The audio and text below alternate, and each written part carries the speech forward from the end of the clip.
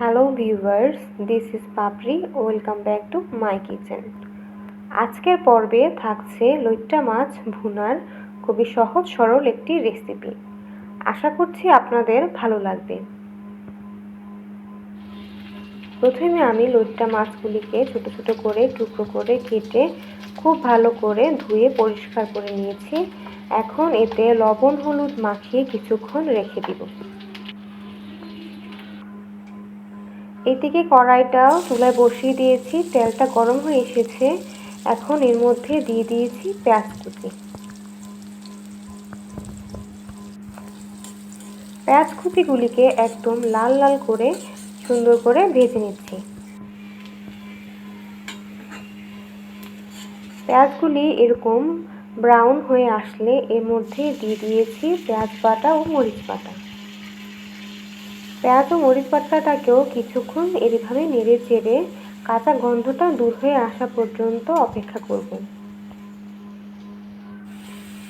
এ পর্যায়ে দিয়ে দিয়েছি 1 চামচ হলুদ, 1 চামচ লবণ।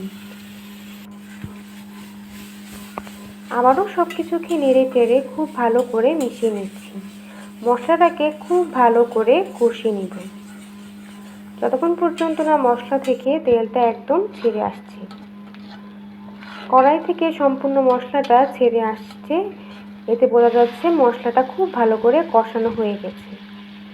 এখানে আমি দিয়ে দিয়েছি পরিমাণ মতো গরম জল। আমার মাছটা যেহেতু ফ্রেশ ছিল সেজন্য আমি এখানে জলের পরিমাণটা একটু বেশিই দিয়েছি। যদি আপনাদের কাছে ফ্রেশ মাছটা না থাকে সেক্ষেত্রে আপনারা জলের পরিমাণটা আরও কমিয়ে দিতে পারেন।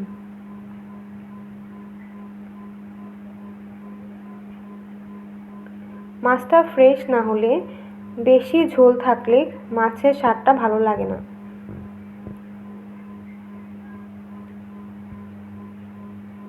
এই তো মাছগুলিকে দিয়ে চুলার আঁচটাকে হাইয়ে রেখে ঝোলটা ফুটে ওঠা পর্যন্ত অপেক্ষা করব। ঝোলটা ফুটে উঠতে শুরু করলেই চুলার আঁচটাকে লোতে রেখে আরও 2 থেকে 3 মিনিট রান্না করে নামিয়ে নিয়েছি আজকে লইট্টা মাছ ভুনা। এই তো খুব অল্প সময় তৈরি হয়ে গেছে লইট্টা মাছ ভুনা। বাড়িতে ট্রাই করার অনুরোধ রইল।